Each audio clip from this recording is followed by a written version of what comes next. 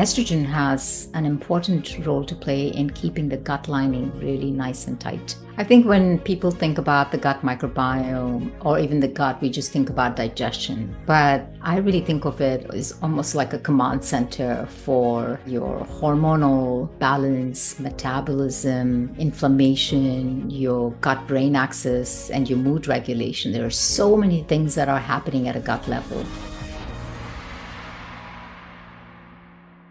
Hey everyone, welcome to another episode of Hello Hot Flash, where we help you control the midlife change. I'm excited to be here today. We're going to talk about gut health. I didn't realize how important gut health was until I went through menopause, but it's really, really important. Uh, Anu, thank you so much for being with us today. Thank you, Stephanie. My pleasure. Just Yeah. excited to have this conversation with you. I'm Yeah. excited as well. Even before we started, you guys, and we will talk about it on the podcast. Anu brought up some really interesting subjects. So I'm going to make sure that we cover that. So you guys make sure you stick around. Anu Simh is a board certified functional health coach and the founder of Nine Arms of Wellness. She specializes in helping busy women lose weight and maintain their goal weight by focusing on gut health. Anu is now training other coaches in her methodology. So I'm really excited about this because that is often one of my biggest problems. All of a sudden, I'm allergic to, or I have sensitivities to avocados or nuts, or I'm like, oh, wait, it's my gut. And I'll get my gut okay. And then I'm no longer sensitive to any of Yeah. those foods. So I don't think people always make that alignment. So I'm happy we're having that conversation today. Yeah. Many women describe stubborn weight, brain fog, and fatigue, but they don't always connect it to the gut. Explain to us why the microbiome plays such a central role in these issues. Yeah. I think when people think about the gut microbiome, or even the gut, we just think about digestion. But I really think of it as almost like a command center for your hormonal, balance, metabolism, inflammation, your gut-brain axis, and your mood regulation. There are so many things that are happening at a gut level. So, for example, for women who are probably listening to this podcast and to you, they are largely in the perimenopause, menopause, post areas of life, and we know that at that time, estrogen tanks. Estrogen decreases, and but the important thing is the gut has a huge role to play in this. Our gut, estrogen has an important role to play in keeping the gut lining really nice and tight. So when that estrogen tanks, you have more of the tight gap junctions in your gut lining open up.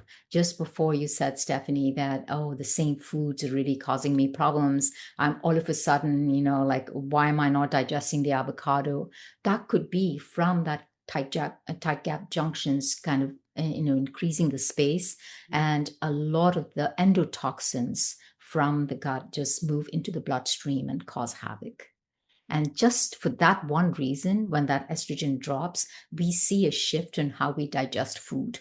The same food that was just remarkably easy, and saying, why? Well, what's happening? Why am I not digesting the same thing? So we end up having a lot of these lipopolysaccharides or endotoxins that flood the bloodstream and cause havoc. It just, affects the immune system, and the immune system is like, I don't know what to do with this. It's something new. So this can cause problems in menopause, perimenopause, when that gut lining just weakens. So estrogen plays a huge role in that. Also, from a gut perspective, when the gut has a bunch of bacteria called the estrobolome, Mhm. and the estrobolome's job is to regulate and get rid of the excess estrogen from the system. But the estrobolome also produces a hormone called beta glucuronidase. And when you have too much of this hormone, then instead of just getting rid of the excess estrogen, it just brings it back in and recycles the estrogen. So this can cause those estrogenic activity, like that stubborn belly fat, or that inflammation or the brain fog. All of this can happen.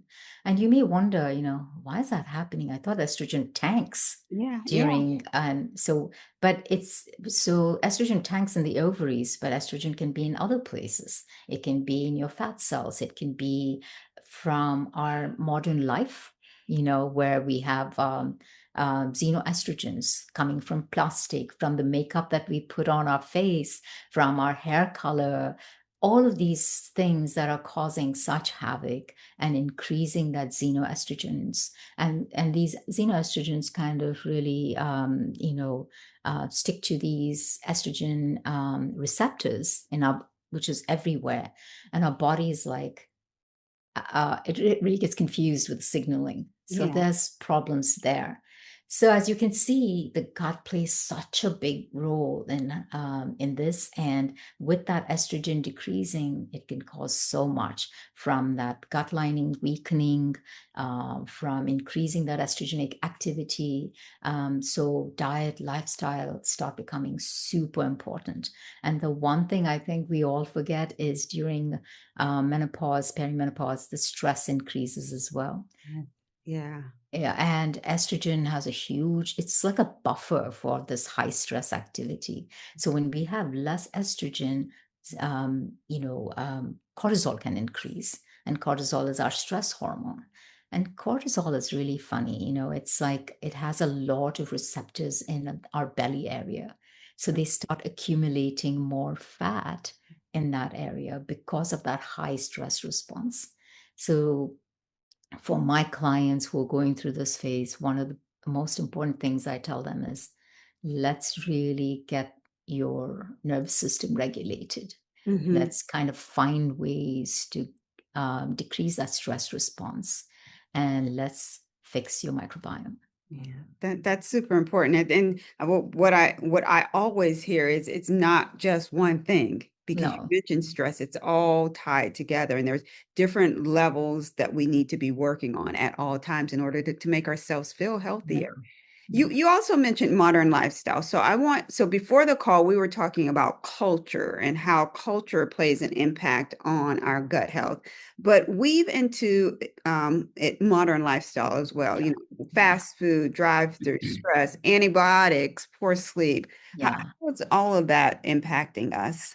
So all of that, all of these things that you mentioned play a role. But let's start with ultra processed foods. Standard American diet is just, we eat a lot of processed foods, and Right. processed foods do not have fiber, and food industry has really figured out that when you eat foods that are high in protein or fiber, what happens? You feel satiated. Hmm. You don't go looking for the next bag of chips. Yep. So that's not working for them. So I feel like it's not that they don't know that, they know it, and therefore we have ultra processed foods which are really high in additives and preservatives, in chemicals, in artificial sweeteners, refined starches. And what all of these do is it creates imbalance in the gut, Mm. and it increases that pathogenic microbial load, because they don't look at these, Stephanie, as food. I mean, they're totally confused. It's like you and I just walking to Home Depot and saying, let me find something to eat here. It's Yeah. really akin to that, because they are like completely, because our microbes we've co evolved with them to do one thing. We say, look, we have a symbiotic partnership with you guys. You've always been with us, inside of us, on us. So we are giving you a nice, safe place, the colon to survive and feel, and then food. And the food that we've co-evolved with them for them to digest is fiber.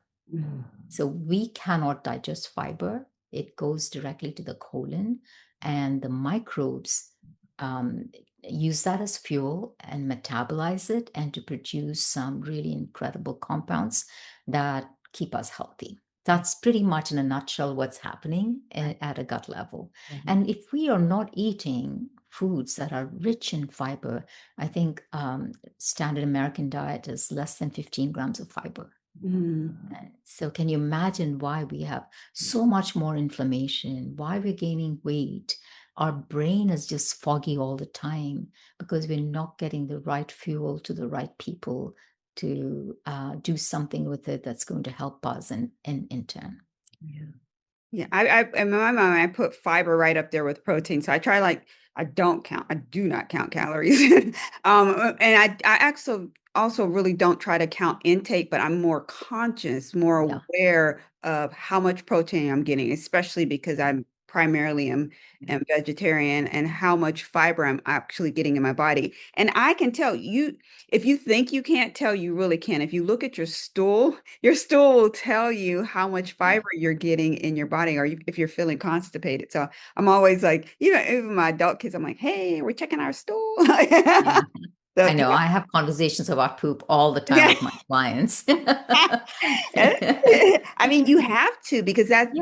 that's the body's signal on how you are actually how you're doing. So Yeah. I, And I do want to say, with someone like you who's just experienced, you don't have to count how many grams of fiber because you already know that you're eating a fiber-rich diet. yeah. But for someone who's starting out, I think it becomes very important for them to really look into what are the foods that are giving us this fiber, because there are Mhm. many people who are completely confused about fiber sources. Yeah. I Where's fiber coming from, Yes. Yeah. And to backtrack on that, or just to put a point of agreement to that, when I first started, before I knew what was going on and why I was constipated or why, the bloating and so forth, I did track. And so I tracked so often that now I know, Yeah, oh, exactly. this is Yeah, what I need to eat today because this is how I felt, or this yeah, is what my stool looked like yesterday. So yeah, yes, you're absolutely right that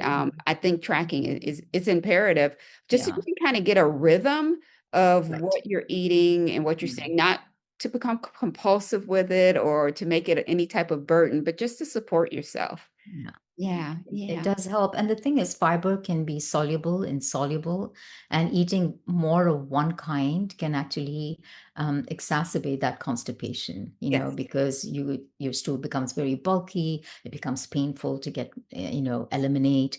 There are many things. And so fiber needs to be really understood, especially when you're starting out.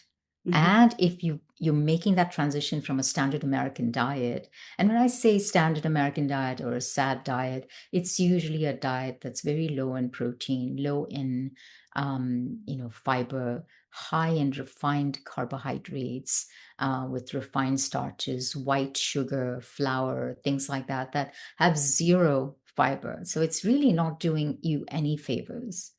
And it's just, yeah, the only thing it's doing is it's giving you a temporary feeling of, I'm feeling good, Yeah. because at a brain level, right? You get that dopamine hit. Yeah. But just remember, guys, it's for a very short time. You feel good when you have that donut, but what happens 10 minutes later? Yeah. You want another donut to feel as good as you did a few minutes prior to this. So that's why the protein and the fiber is so important at every meal. You mentioned soluble versus insoluble fiber. Can you tell the audience the difference between the two and then give them some examples of each? Yeah. So soluble fiber actually makes it like a gel-like thing and when you put it in water. So things that are high in like oats, how oats become kind of slimy, and certain kinds of vegetables. And it's very hard to say, oh, all vegetables have these vegetables have only soluble, these have just insoluble. Some have a mixture of both, but like green beans is very high in insoluble. You need a blend of both, like chia seeds is a soluble fiber. So when you have that, you bulk your stool. Mhm. But at the same time, you need insoluble fibers, not seeds. Foods that are like I said, green beans, regular beans.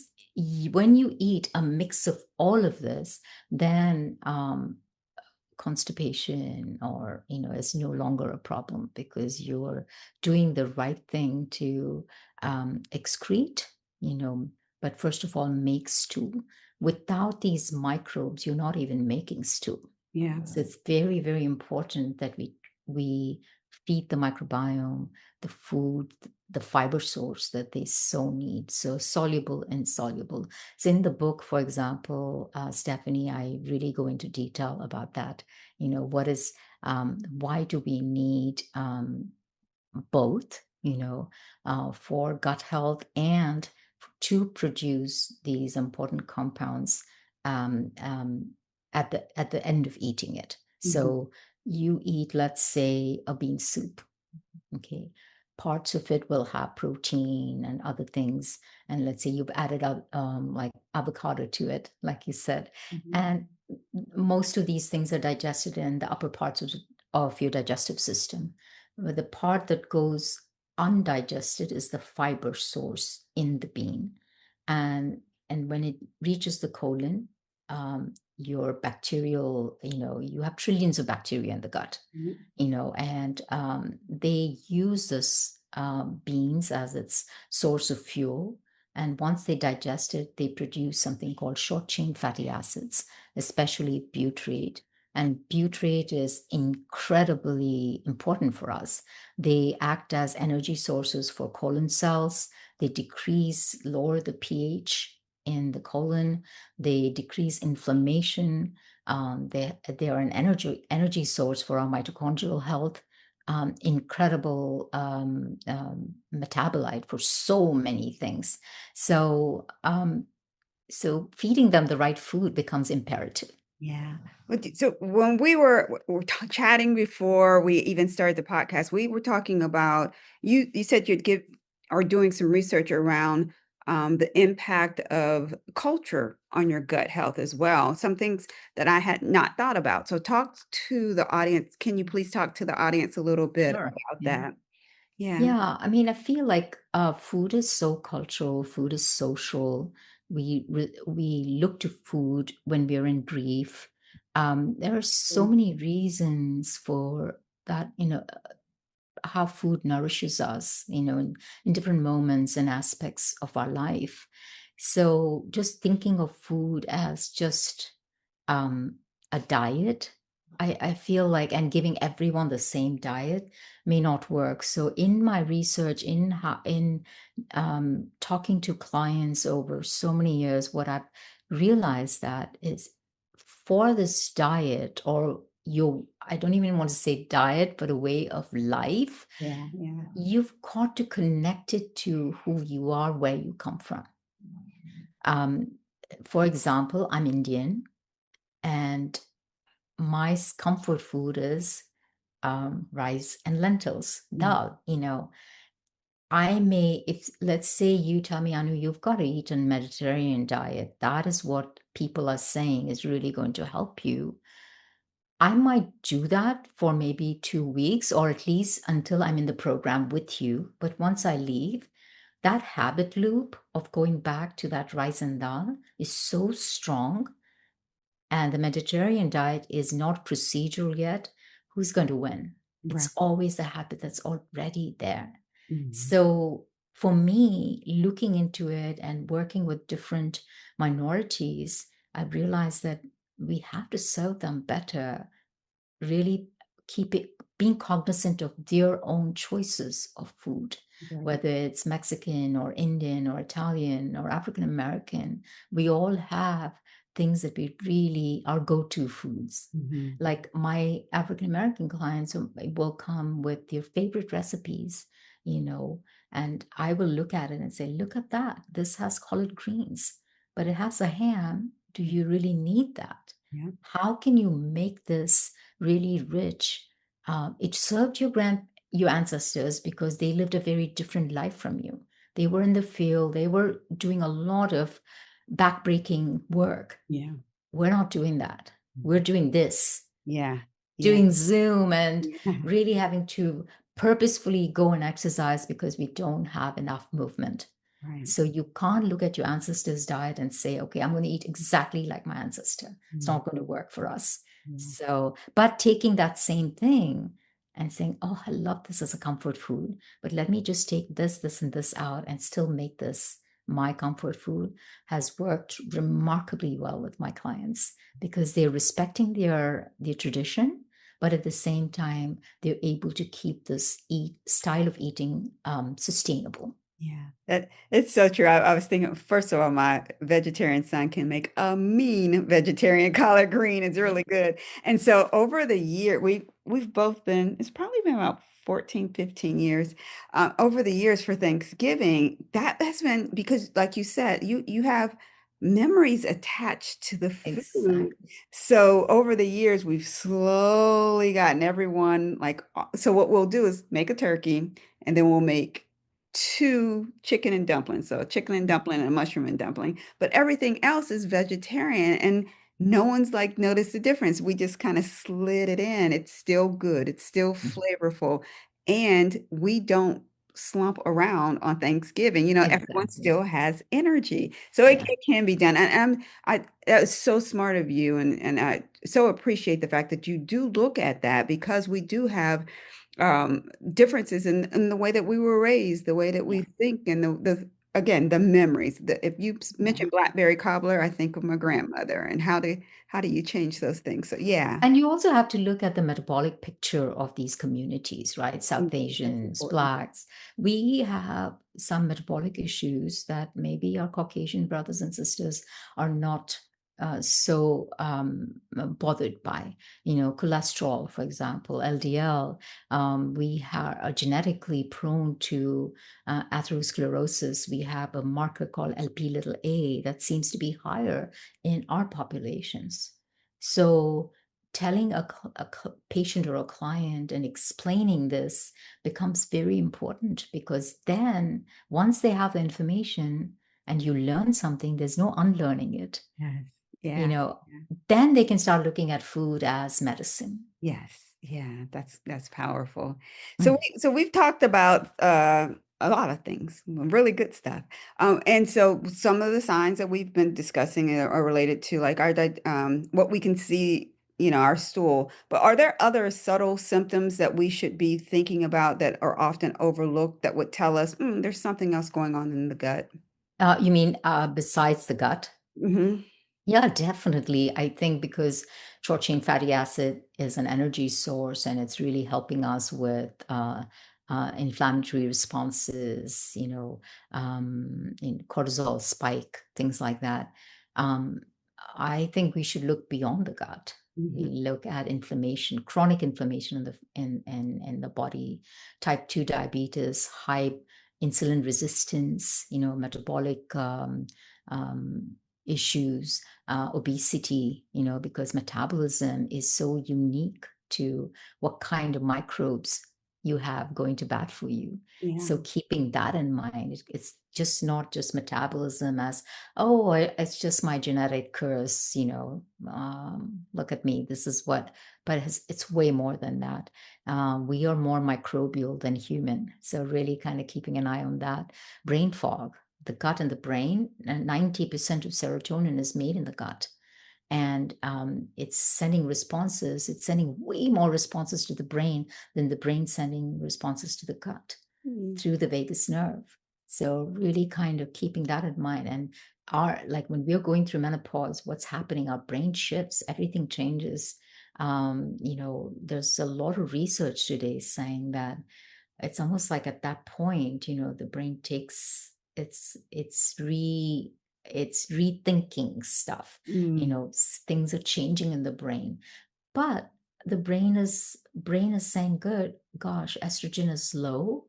I need to figure things out. I need to Right. see how I can help my Stephanie deal with this menopausal stage. But today we have more research showing that by the time they pass to like 4 or 5 years of this menopausal shift and they're in their late 50s or 60s, the brain adapts Mhm. and you become calmer. The amygdala, which is like the fear area of the brain, doesn't react like it used to before. It just kind of calms down, everything change. And I think a big part of this, Stephanie, is how you feed your microbes and the kind of lifestyle that you lead. Are you sleeping really well? How is your stress response? You Mhm. know, these habit loops are so important. How you handle perimenopause and postmenopause. Yeah, And Yeah, no, I was just going to say, I think that is really key. And is I was talking to a friend today, talking about how that response to things isn't the same. I feel more calm now, more relaxed, more Yeah. settled in what I'm doing, and I never made that correlation before that this is what can come when Yeah. you kind of pull all the other things together. And I think other cultures look at it so differently, like the traditional Chinese medicine. Mhm. They look at menopause as a second spring. Yes, yeah. So, what a lovely way of looking at just a little stage in life where your body is like adapting to this new. Mhm. I mean, that happens to us during puberty too, right? Some of our children just increase weight, just so many things are happening. They figure things out. The body is amazing. And then you get past that and then you move into a different stage in life. Yeah. I've heard second spring before, and I hadn't thought about that in a while, but that's such a much more beautiful way Yeah. of looking and thinking about menopause because if you can get through it, when you get through Yeah. it, there's this new freedom in a lot of things. Absolutely. And then really At a think very about minimum, our you don't wisdom. have to have a cycle anymore. So, Yeah. yay for that. Yeah. But also think about the wisdom that we give Yes. I Yeah. mean, if you think about the grandmother's hypothesis, a lot of animals die after they're done with their ovaries or they're done with the job, right? They don't really go live past menopause. There are very few animals that do. Why is it that we do? And one of the one hypothesis is the grandmother hypothesis, so that we're there to take care of our grandchildren, give them the wisdom because our children are busy providing, so we are there to give them that ourselves. That is such a beautiful idea, right? To be able to do that for the next generation. So Yeah, I'm in that stage right now, and it is so. me too. Are you? I my grandchild is 6 weeks old and I am so besotted. I can't think of anything else about it's just him all the time. And my friends are like, really? That's about the fifth time you've shown me that picture. No one else is getting it. Keep I said, showing the just picture. wait, just wait. You're going to experience it. It is the most fun. I was in a meeting yesterday, and I know the people very well. So I'm like, everyone say how cute my grandson is, and they're like, he's cute, he's cute. And so I had to look on my phone for something, and his picture popped up. I'm like, you're so cute. They're like, what are you doing? I'm like, I'm telling them how cute he is, and I kept on with the meeting. It's Yeah. actually an important meeting, but he was more important. So There's I such did. freedom in loving our grandchildren, right? I mean, just that, just presenting this hypothesis makes so much sense. Mhm. Yeah, I think this is a great uh, time. I mean, I don't know how people like, think about your 20s and 30s. This is very freeing. If we Right. can get past that, the hot flashes, the night sweats, that 4 or 5 years of craziness as we adapt to a new life, I think we've got this. Yeah, yeah. Well, congratulations on the new baby, I knew. Thank you. So there is a lot of buzz. It feels like it's dying down a little bit around prebiotics and probiotics. So can you break down the difference and explain how each works in the gut? So, first of all, probiotics, just from definition, is something that confers some kind of value or benefit to the host, which is us. Okay. So, a probiotic is largely transient. You take a supplement, they confer some kind of a benefit to you as long as you're taking it. Okay. But then you stop taking it, you're no longer benefiting from it. A prebiotic, on the other hand, is something that feeds your bacteria. So it's food for your probiotic. Okay. So having different kinds of fibrous foods that are prebiotic in nature. Not all fibers are prebiotic, but there are several prebiotic fibers that can help you grow more species. So you have more species richness when you add these prebiotic fibers. This is not to say that probiotics are not beneficial, They Mhm. can be very beneficial as you're taking it for certain things. Like, for example, certain strains can help you deal with the aftermath of antibiotics, for example. Mhm. Or let's say you're constipated. There are some strains that have been well studied for it. Things that could help during the menopause time as well, bloating, things like that, or IBS. So it becomes more important to not just willy-nilly take a probiotic, but really look at the strain of the probiotic that you're taking. So in other words, you go into the grocery store, you see like a bunch of yogurt, $10 for a little cup, and you say, okay, I'm taking a probiotic. Mhm. And then you look at the back and you look at the label, and the label says probiotic cultures. Right. That's not telling you anything. Why would you spend $10 on something that doesn't even, they haven't really put enough care to even tell you what kind of strain is in the probiotic? I would gently put that down and look for a yogurt or kefir that clearly tells you what kind of strain is in the product.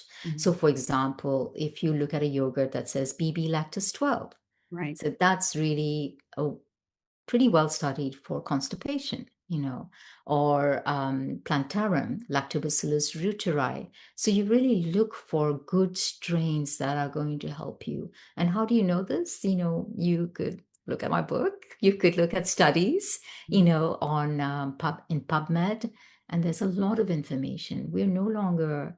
I mean, when I started learning about the microbiome, Stephanie, I had to go and research at UCSD and spend hours doing this research. Now it's so easy. You just Google, you go to ChatGPT or whatever, you get so much information. As long as you're asking the right question, you get some really good answers. So Mhm. we're living in a time where information is so much easier and at our fingertips. Yeah. So use that to make the right call on the kind of products you would buy, I think, would be my general thing about probiotics and prebiotics. But I would say start with diet and lifestyle. And if you really, really need some immediate help for a specific condition or symptom, then probiotics can be healthy. But just remember they're transitory in nature.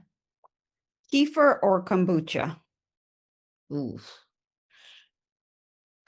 that's a tough one. I mean, as far as taste or what they do for us. Yeah, what they do for us for Well, taste, again, kombucha for me, but yeah, it all depends on what kind of microbes are in the product. So anything that's prebiotic in nature, like kimchi, sauerkraut, um, are all beneficial. We know that within 2 weeks, having a lot of fermented foods in your diet can completely shift your microbial profile. We Mhm. know that. So they really make a huge difference, but it needs to be consistent. Yeah, yeah. Yeah. So, I always say when actually someone was in the store and they were looking at kombucha. I didn't know them, but it had like no mother in it. You know, mm, the little, well, for yeah. you guys who don't know, the mother's the little stuffed at the bottom.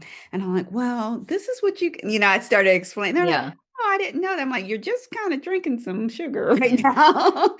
So And we, that's another thing. yeah, What's in it? How much yeah, sugar? How much do they, and when it says natural flavors, I yeah, don't know what that means. I It know. really And they bothers the don't heck out want of you to me. know what that means. Yeah, they don't want you to. No.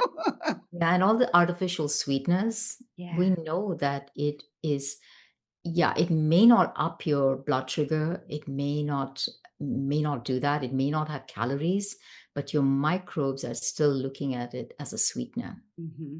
Hmm. and that may not be a good thing. Yeah. You talk about plant forward dieting versus vegetarian, vegan. What tell us what that is, and also what measurable shifts happen in the gut when we transition to a plant forward diet. Okay. This is a question that I love, because anyone can be plant forward. You can be, except a carnivore, I guess, other than that. If you're following a carnivore diet, maybe not. But anyone else has the potential to have a plant forward diet. It's basically what it's the word is saying. Your diet is largely has a lot of plant sources. Mhm. choose the protein of your choice, you know.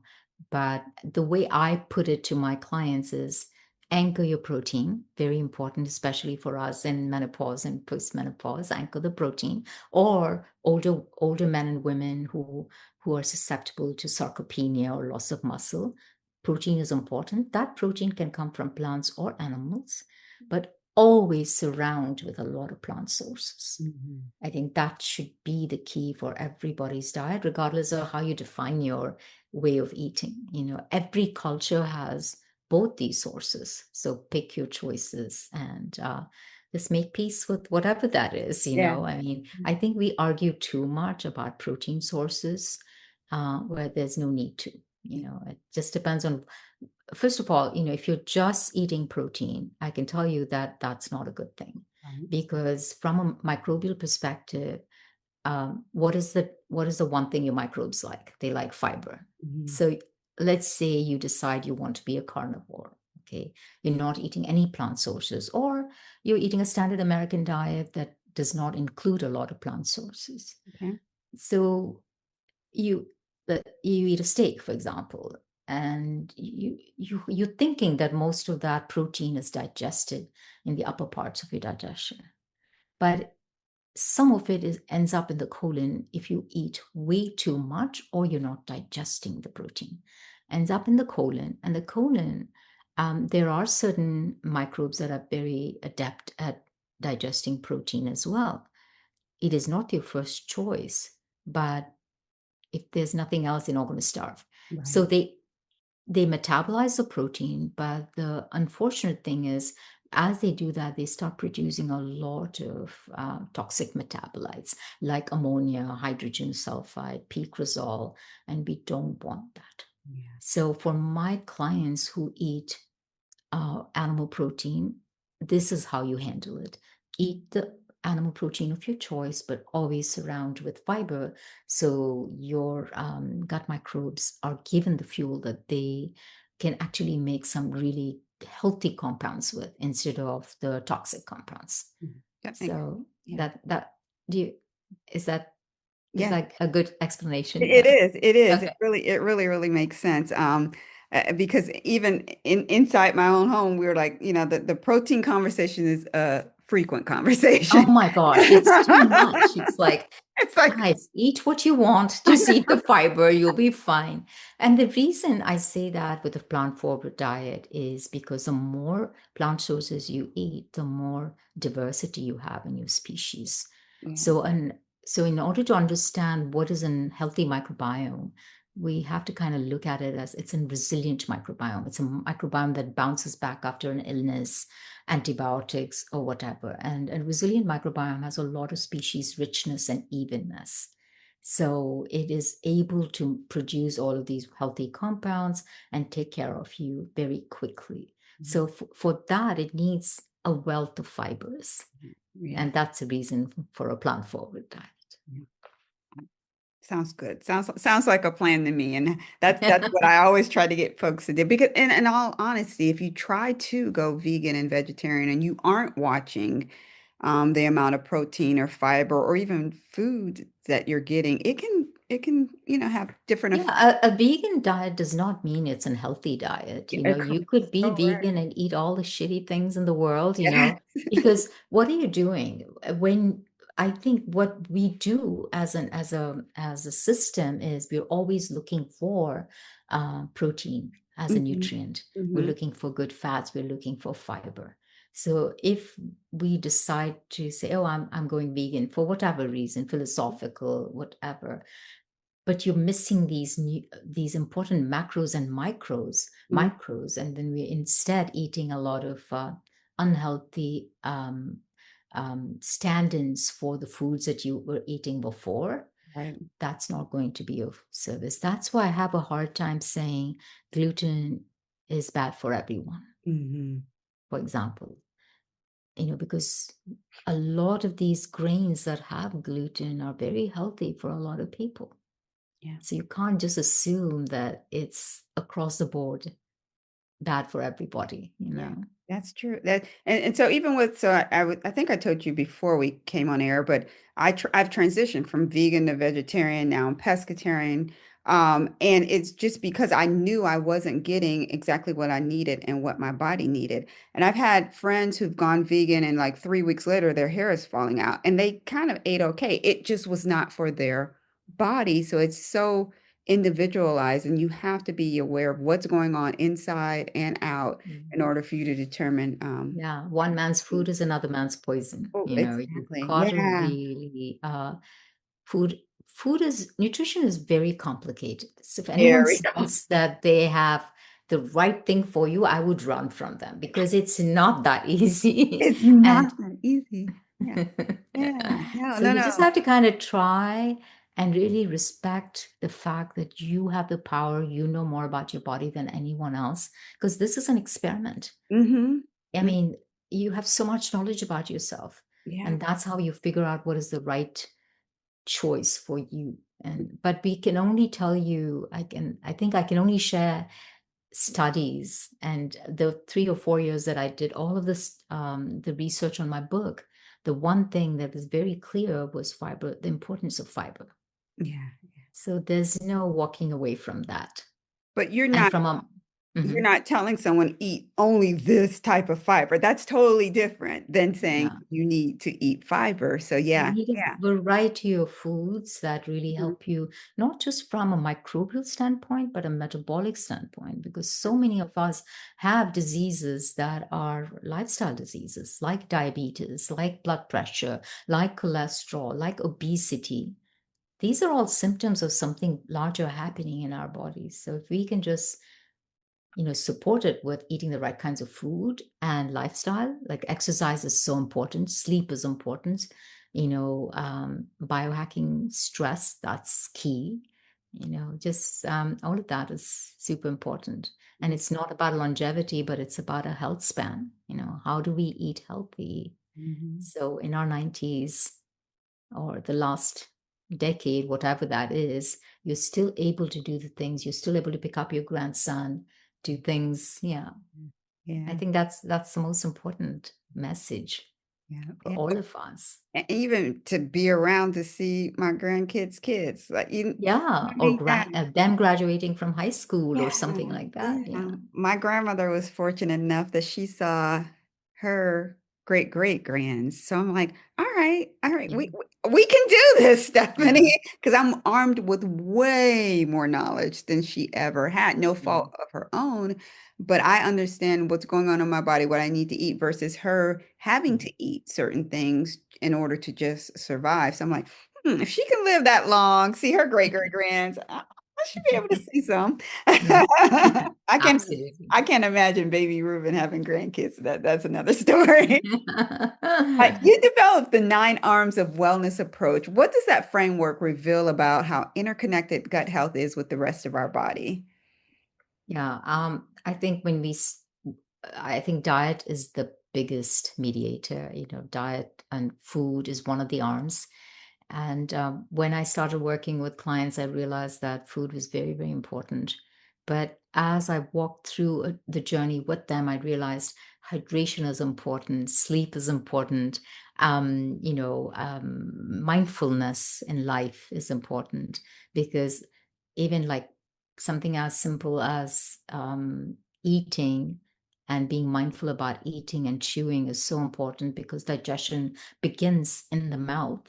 So that became important. Breath is ours for the taking. It can really bring down stress and really help with your vagal tone. So I realized that breath was important. Self care for Mhm. us as women, we're always serving and we're compassionate to others, but self compassion is super important.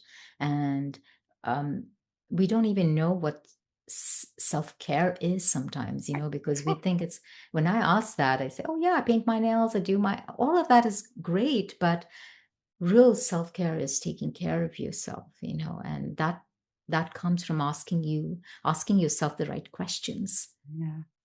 and connections are super important. You are the 5 people you surround yourself with. Hmm. Who are those people? Yeah. If they're eating very differently from you, if they're not exercising, they're not taking care of their bodies, then you're in trouble too, because your habits are not procedural yet. You may be learning new things. You may be listening to this podcast and saying, wow, Stephanie made so much sense. I'm going to try this.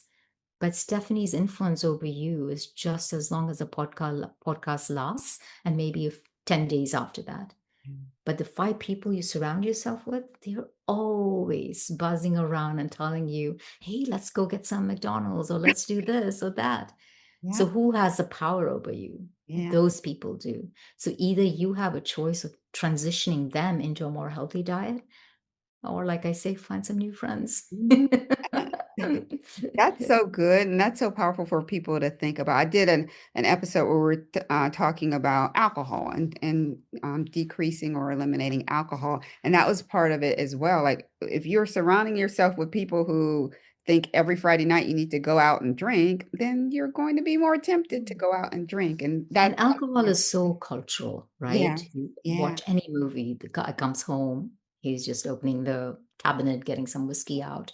But now we know that alcohol is an acute toxin. Doctors are actually coming out and saying even one drink is one too many. So it's just a matter of time where it's going to be just like smoking. Yeah, I 100% agree. I agree with that so much. Yeah. Yeah. Yeah. And we, I think, as a nation, like from a health perspective, we don't spend as much time thinking about the liver and the detoxification pathways of the liver as much as other cultures do. So, Mhm. but if you start thinking about it a little, if you go deeper into it, you realize that this is an acute toxin. And when your liver is busy, you drink a glass of wine or something like that, and you've spent all day getting ready, putting on that makeup, getting your hair ready. Those are all toxins and chemicals that you put. So the liver cannot focus on both. It's taking care of the acute toxin first, which is alcohol. So Mhm. imagine every day that just builds up. And that is not a good thing either for your gut or your brain or overall wellness. Mhm. This has been such a powerful Mm. episode. I love Mhm. talking to you. You're so calm. I needed calm this afternoon. I've had a busy day. Yeah, this has been amazing. What other thoughts do you want to leave us with? Well, I think you did have a question about my 25-year-olds. Yes, I was going to get to that. Let's answer that. What advice would you give your 25-year-old self?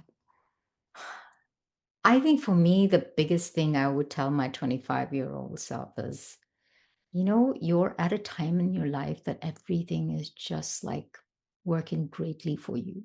Your metabolism is fantastic. You can have a pizza at like 1 o'clock and not be bothered by it. You don't have to exercise. So Everything is going sweet. great. But imagine the habits that you're putting into your life right now. If you understood that this is going to have far-reaching effects on your 45-year-old self, Mhm. what are some of these habits that you're going to shift and change? Yeah. Because it has a far-reaching effect on your 45-year-old perimenopausal, hormone-driven self. So, gosh, I would tell that to anyone who's 25 now, because it's really setting the stage for future wellness or illness. Yeah. That's great. That's great advice. Mhm. Anu, tell folks how they can find out more about you. Mm. Well, my website is Nine Arms of Wellness. My Instagram is Nine Arms of Wellness as well. It's my philosophy, it's my business, it's all of it. My book, if you're interested in learning more about the microbiome, um, Flourish. Flourish From Within. It's on Amazon, and soon it's going to be where all books are sold. And yeah, and I do cohorts based on culture for weight loss. And I don't say weight loss, I say weight maintenance. Okay. Yeah. Because that is the more interesting thing than weight loss. You can starve and lose weight, or you can go on a juice fast and lose weight. Mhm. You can go on a restrictive diet and lose weight. But the important thing is to eat really well for your body, for your microbes, and maintain that weight. And that comes from taking care of your microbiome, taking care of your brain, taking care of your hormones, and reframing your mindset around this. I like that. Cohorts based on culture. That I like. I've never heard of that before. That's good. Yeah. It's a tricky thing, especially in the divided country that we find ourselves in. And I don't like talking about politics, but I always kind of struggled with that. Am Mm, I doing people a disservice? So I really let my clients decide. hmm. Tell me, what kind of cohort would you like to be part of? Yeah. Is it based on culture? Is it based on food? Is it based on your specific interest in us? Like, I love Mexican food.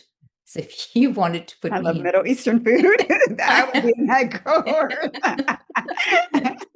so it's dependent on so many things, and that's how you define a cultural cohort. It's Okay. based on your own, yeah, Yeah, passion. no, but that's smart because even if I'm sure your cohorts stay together, but even if you think you need to start somewhere, that's good to have that option because for some people, they are only comfortable in their culture or with their own Mhm. food or yeah, yeah. So it that breaks down a barrier for people. I can, And it does. And the thing is, like, all of our ideas about body image is so different. yeah, yeah, Like my black clients will say, "Hey, Anu, are you sure I'm not going to lose my butt? I'm not going to lose my boobs?" yeah, Very, very important in black culture for a lot of women, and that's how they feel sexy or they feel attractive. Same thing with South Asians. We just don't want to be skinny, skinny, skinny because our men don't like it.